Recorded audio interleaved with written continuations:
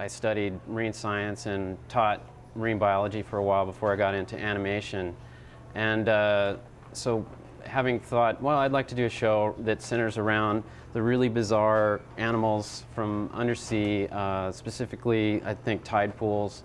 So I looked at some of the drawings that I'd done, and I'd done a sea star and some crabs and octopus, and then I had done some drawings of sponges and thought they were really weird, and if I could just find the right character for that nerdy optimist, I would go with the sponge. And so I drew a few that were amorphous, you know, the kind of natural-looking sponges, and then I drew a square one, and it just seemed so funny. He had the pants and the tie and everything. It just seemed so odd, and in fact, he was kind of a square character. He's a square peg, and he fit the role perfectly, and so that's basically how I came up with SpongeBob.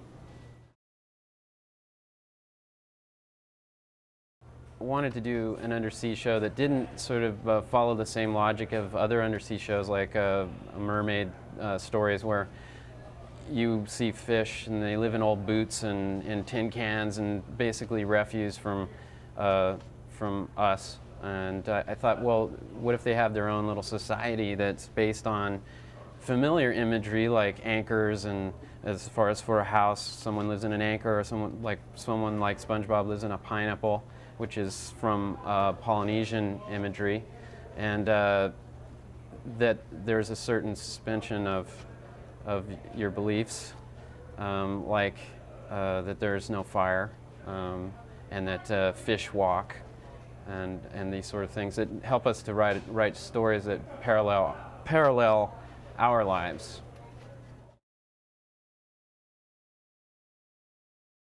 In the very beginning, SpongeBob was called Sponge Boy, but I think they found out that someone else was using the name. There was another character named Sponge Boy, so they had to change it to SpongeBob, and for about a minute and a half, everyone was very upset about that. And then they realized SpongeBob is better.